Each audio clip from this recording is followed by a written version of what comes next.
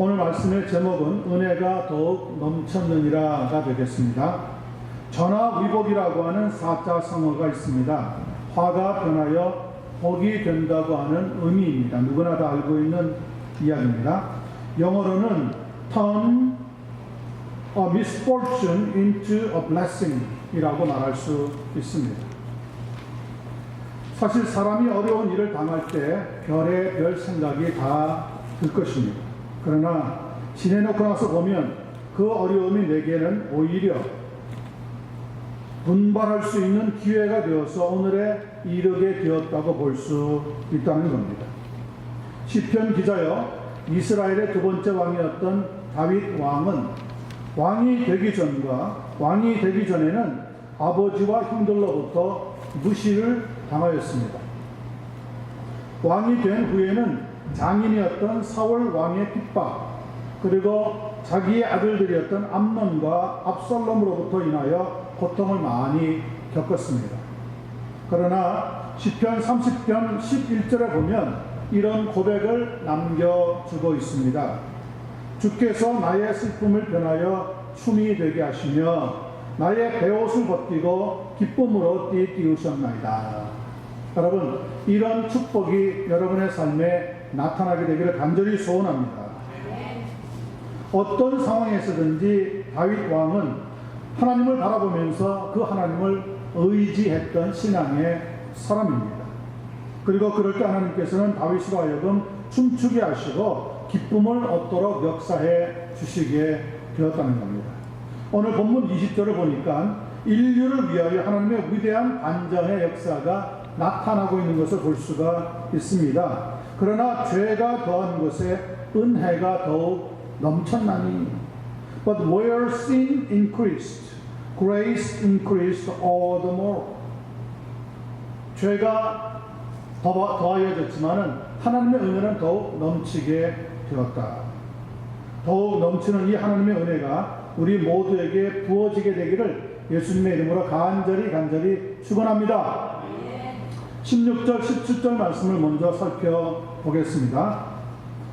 또 이 선물은 범죄한 한 사람으로 말미암은 것과 같이 아니하니 심판은 한 사람으로 말미암아 정죄에 이르렀으나 은사는 많은 범죄로 말미암아 의롭다 하심의 이름이니라. 한 사람의 범죄로 말미암아 사망이 그 한 사람을 통하여 왕노릇 하였은즉 더욱 은혜와 의의 선물을 넘치게 받는 자들은 한 분 예수 그리스도를 통하여 생명 안에서 왕노릇 하리로다. 지금 여기에 보면 하나님의 선물을 언급하고 있습니다. 선물의 정의가 무엇입니까? 남에게 인사나 정을 나타내는 뜻으로 물건을 주되 거저 주는 것이라고 정의할 수 있습니다. 누가 내 치스를 옮겼을까라고 하는 밀리언셀러의 작가인 스펜서 존슨이라고 하는 사람이 두 번째 책을 써서 발표했는데 그 제목이 선물입니다. 기프트라고 하는 책입니다. 내용은 한 철부지 소년이 지혜로운 노인의 가르침을 받아서 점차 삶의 중요성을 깨달아 가고 있는 것을 단순하면서도 진실되게 기록해 놓은 것인데요. 행복과 성공의 비비는 어느 날 갑자기 벼락이 쾅 하고 떨어지듯이 내려지는 것이 아니라 우리는 무심코 흘려보내지만 오늘이라고 하는 현재 속에 우리 일생의 가장 위대한 선물들이 들어있는데 이것을 미스하지 말라고 강조하고 있습니다. 그렇다면 저는 이 시간 오늘 우리가 나누고 있는 말씀 속에 가장 위대한 선물이 들어있다고 믿습니다. 선물은 포장을 한 다음에 전해주는 것이 일반적입니다. 누가 선물을 받았는데 포장지만 좋아하고 내용은 없어도 된다고 생각을 하겠습니까? 그런 사람은 한 명도 없습니다. 오늘 하나님이 우리에게 선물을 주셨다고 본문에 기록하고 있는데, 자, 포장지를 걷어내고 그 안에 있는 내용물을 살펴보자는 겁니다. 하나님의 선물의 내용물이 무엇인가? 여기에 보니까 이 선물은 범죄한 한 사람으로 말미암은 것과 같이 아니하니 심판은 한 사람으로 말미암아 정죄에 이르렀으나 은사는 많은 범죄로 말미암아 의롭다 하심의 이름이니라. 한 사람의 범죄로 말미암아 사망이 그 한 사람을 통하여서 왕노릇 하였은즉 더욱 은혜와 의의 선물을 넘치게 받는 자들은 한 분 예수 그리스도를 통하여 생명 안에서 왕노릇 하리로다 말씀하고 있습니다. 쉽게 말씀을 드리자면 사망에 이르러야 할 사람이 한 분 예수 그리스도로 말미암아 다시 생명을 얻게 되었다는 거예요. 죽어야 되는 인생인데 다시 생명을 얻어서 살아갈 수 있는 인생이 되었다는 겁니다. 그것이 하나님이 우리에게 주시고 있는 선물의 내용입니다. 이것을 한마디로 화가 변하여서 복이 되었다고 볼 수 있다는 거죠. 전화위복이라고 하는 말이 딱 들어맞는 말입니다. 이것을 가리켜서 오늘 성경에서는 은혜와 의의 선물이라고 부르고 있습니다. 로마서 8장 28절에 보면 우리가 알거니와 하나님을 사랑하는 자 곧 그의 뜻대로 부르심을 입은 자들에게는 모든 것이 합력하여 뭘 이룬다고 했습니까? 선을 이루느니라. 믿습니까? 믿습니까? 어떻게 해서 선을 이루게 되는지 잠깐 예화를 통해서 말씀을 전개해 나갑니다. 한 사람이 항해를 하다가 폭풍을 만나서 무인도에 표류하게 되었습니다. 그는 해안을 돌아보다가 파손한 배로부터 해안까지 밀려온 물품들을 발견하고는 기뻐하면서 이것저것을 모아서 작은 오두막집을 마련해가지고 겨우 지내게 되었습니다. 그리고는 날마다 하나님을 향하여서 자신에게 구조대를 보내달라고 하는 기도를 드리게 됩니다. 그런데 그 무인도는 근방에 지나가는 배가 없었고요. 여러 달이 지났지만은 살 희망을 조금도 발견할 수가 없게 되었습니다. 그러던 어느 날 그가 바다로 먹을 것을 구하러 잠시 나갔다가 돌아왔더니 그가 살고 있던 그 오두막집이 불타고 있었습니다. 아침에 식사를 마치고 남겨뒀던 불씨가 불어오는 바람에 의해서 발화하여서 애지중지하면서 아끼고 아꼈던 살림살이들이 모두 불타고 집도 날아가고 마른 겁니다. 망연자실해서 바닥에 주저앉아가지고 울상이 되었습니다. 이제는 거할 만한 처소도 없어져 버린 거란 말이에요. 거의 하나님 이러면 어쩌면 저한테 이럴 수 있습니까? 라고 원망을 하려고 입을 벌리는데 그때 저 멀리 수평선으로부터 배가 나타납니다. 펄쩍펄쩍 뛰면서 손을 흔들고 자기를 살려달라고 할품이 하면서 소리치는데 그 배가 정말 자기 쪽으로 점차 가까이 다가오더니 자기가 드디어 구조가 되었습니다. 살아난 다음에 배 안에서 선원들에게 물어봅니다. 아니, 어떻게 나를 발견할 수가 있었습니까? 누구로부터 어떤 소식을 들었기에 여기까지 와서 나를 구조할 수가 있었습니까? 그랬더니 선원들이 이렇게 대답을 합니다. 당신을 발견하긴 누가 발견해요? 다만 우리는 저 멀리서 흰 연기가 올라오기에 누군가 구조를 기다린다고 생각해서 오게 된 것입니다. 그렇게 대답을 하더랍니다. 이런 경우가 어떤 경우입니까? 화가 변하여 복이 된 경우입니다. 만약에 그가 고기 잡으러 아침에 나가면서 불씨를 꺼버리고 나갔다면 살아날 수 있는 희망은 없었겠죠. 그리고 고기를 잡고 돌아오는 동안에 그 불씨가 바람을 타고 온 집에 붙어가지고 타지 않았다면, 그래서 흰 연기가 하늘로 올라가지 않았다면 지나가던 배가 어떻게 거기에 사람이 있다는 것을 보고 찾아올 수가 있었겠습니까? 여러분, 하나님께서 우리에게 하시는 일들은 모든 것이 합력하여 선을 이루어 주시게 된다는 거예요. 자, 그런데 전화위복이라고 하는 단어는 사실 영적인 신앙적인 단어는 아닙니다. 세상에서는 그렇게 말할 수 있습니다. 그런데 참 좋으신 우리 하나님께서는 우리에게 날마다 무엇으로 베풀어 줍니까? 좋은 것으로 베풀어 주시는 분입니다. 믿습니까? 내가 생각할 때, 우리가 생각할 때 이럴 수가 있나 하고 나쁘다고 불이익하다고 생각하지만 아니요. 하나님은 우리에게 절대로 나쁜 것을 주시는 하나님이 아니십니다. 그러므로 전화위복이라고 하는 단어보다도 성도가 쓸 수 있는 귀한 단어는 평생 은총입니다. 한번 따라하십시다. 평생 은총.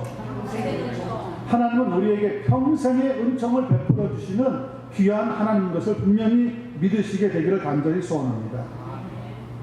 그러므로 여러분의 얼굴에 웃음을 띠게 되기를 바랍니다. 입술로 늘 감사할 수 있게 되기를 바랍니다. 잠언서 15장 13절은 이렇게 말합니다. 마음의 즐거움은 얼굴을 빛나게 하여도 마음의 근심은 심령을 상하게 합니다. 우리의 마음에 우리 하나님은 무엇을 하든지 내게 반드시 좋은 것을 주시는 하나님이다. 이렇게 굳게 믿고 평생의 은총을 간구하는 성도가 되어서 살아나가실 때 오늘 성경에서 약속하고 있는 모든 것이 합력하여 선을 이루시는 은혜가 여러분에게 넘치고 또 넘치게 되기를 예수님의 이름으로 간절히 축원합니다. 자, 두 번째 18절과 19절을 보겠습니다. 그런즉 한 범죄로 많은 사람이 정죄에 이른 것 같이 한 의로운 행위로 말미암아 많은 사람이 의롭다 하심을 받아 생명에 이르렀느니라. 한 사람이 순종하지 아니함으로 많은 사람이 죄인 된 것 같이 한 사람이 순종하심으로 많은 사람이 뭐가 되리라? 의인이 되리라. 아멘. 로마서 5장의 이 마지막 부분이 되는 본문을 보면 바울 사도께서 성령의 감동으로 말씀을 기록하는데 두 개의 단어를 적절히 상호 비교하면서 편지를 쓰고 있습니다. 글을 쓰는 사람들은 자신이 강조하려고 할 때 종종 비유법을 사용한다고 합니다. 비유법에는 두 가지 방법이 있습니다. 하나는 대꾸법이고 또 하나는 수사법입니다. 대꾸법이라고 하는 것은 영어로 패러럴리즘이라고 하는데 비슷한 의미나 어세를 가지고 있는 단어를 짝지어서 사용하는 방법이고요. 수사법이라고 하는 것은 레토릭이라고 하는데 서로 다른 의미나 어제를 가진 단어를 짝지어서 사용하는 겁니다. 그러니까 비슷한 단어를 사용해서 글을 쓰면은 그것은 대꾸법이고 다른 단어를 가지고 비교하면서 쓰는 것은 수사법에 해당하는 거죠. 오늘 성경은 어떤 방법을 쓰고 있느냐? 수사법을 쓰고 있습니다. 레토릭 방법을 쓰고 있어요. 전혀 의미가 다른데 두 가지를 상호 비교해서 오늘 하나님이 원하시는 말씀의 결론으로 진행시키고 있다는 겁니다. 자, 읽어드렸던 16절로부터 19절까지 보면 거기에 두 가지 상호 교차적으로 계속해서 반복되고 나오고 있는 단어가 뚜렷이 있습니다. 심판과 은사, 정죄와 의롭다함, 사망과 생명, 한 사람과 많은 사람, 죄인과 의인. 완전히 단어가 두 개의 단어가 뜻이 완전히 다릅니다. 그런데 이 두 가지를 서로 상호 비교해서 우리에게 하나님의 말씀의 강조점으로 이끌어가고 있는 수사법을 사용하고 있다는 겁니다. 그런데도 그 중에서 우리들의 눈에 가장 띄는 단어가 하나 있습니다. 어떤 단어입니까? 순종이라고 하는 단어입니다. 이 순종이라고 하는 단어를 여러분 잊어버리면 안 됩니다. 19절에 보니까 한 사람이 순종하지 아니하므로 많은 사람이 죄인 된 것 같이 한 사람이 순종하심으로 많은 사람이 의인이 되리라 하는 약속의 말씀이 들어있다. 이것이 강조입니다. 이것이 강조입니다. 불순종이라고 하는 것은 말씀을 듣지 않는 것만이 아니라 말씀을 듣고 실천하지 않는 것을 의미합니다. 그러니까 말씀을 잘 들었다고 고개만 끄떡끄떡하고 있다고 해서 순종한 것이 아니라는 거예요. 우리가 말씀을 듣고 말씀을 적용하고 실천해야 되는 책임과 이유가 바로 여기에 있습니다. 듣고 특별히 하나님의 말씀을 듣는 우리 성도들은 말씀을 듣고 그 말씀에 순종하는 삶을 보이지 않으면 우리는 불순종의 삶으로 나아갈 수밖에 없다는 거예요. 말씀 안에 능력이 있기 때문에. 그런데 이 말씀이 사람의 말이 아니라 하나님의 말씀이기 때문에 말씀에 순종하면 하나님의 역사가 일어나게 되는 거예요. 여러분, 사람의 말을 들으면 사람의 역사가 일어나지 않습니까? 그런데 하나님의 말씀을 들으면 하나님의 역사가 일어나게 되는 거예요. 이 능력을 체험하는 한 분 한 분 되시기를 간절히 소원합니다. 누가복음 5장을 읽어보면 밤새도록 고기를 잡으려고 그물을 내렸던 베드로의 순종의 이야기가 나옵니다. 밤새도록 바다에 나가서 그물을 내리고 고기를 잡으려고 했는데 어쩐 일인지 그날따라 한 마리의 고기도 안 잡히는 거예요. 사업적으로 말하자면 완전히 그날 밤은 실패한 거예요. 허탈하게 날이 밝은 다음에 찢어진 그물을 기우고 있는데 예수님이라고 하는 분이 턱 하고 시몬 베드로의 배에 올라타시더니 무트에서부터 좀 자리를 띄우라고 하고 나서 시몬 베드로에게 깊은 데로 가서 그물을 내리라고 하는 말씀을 주는 겁니다. 그때 베드로가 무엇라고 얘기하느냐면, 선생님, 우리들이 밤이 맞도록 수고하였으되 잡은 것이 하나도 없습니다. 이렇게 대답을 했습니다. 무슨 말입니까? 아니, 선생님의 눈에는 우리가 밤새 논 것으로 보입니까? 우리도 할 만큼 다 해보았습니다. 지금 그물을 씻고 있는 것이 안 보입니까? 그리고 오늘은 고기가 잘 잡히지 않는 날이라고 생각됩니다. 이런 의미로 주고 있는 겁니다. 이게 뭡니까? 이게 현실을 바라보는 사람들이 하는 이야기입니다. 지금 내가 뭘 하고 있는지 안 보입니까? 이만큼 노력해도 안 되는데 무슨 말입니까? 그런데 그 말을 하고 나서 베드로가 놀라운 행동을 보입니다. 그런데도 이렇게 말씀하고 있습니다. 잡은 것이 없지만은 누가복음 6장 5절에 보면 내가 말씀에 의지하여 그물을 내리리이다. We work hard all night and haven't caught anything, but because you say so. 당신이 말씀하셨으니까 I will let down the nets for a catch. 예수님, 당신이 말씀하셨으니까 그렇다면 내가 한 번 더 그물을 내려서 고기를 잡는지 보겠습니다. 그리고 그물을 내렸다는 거예요. 여러분, 이게 순종입니다. 잘 나갈 때 순종하는 것은 순종이 아닙니다. 그것은 누구나 다 할 수 있는 일입니다. 순종은 언제 하는 겁니까? 잘 안 될 때,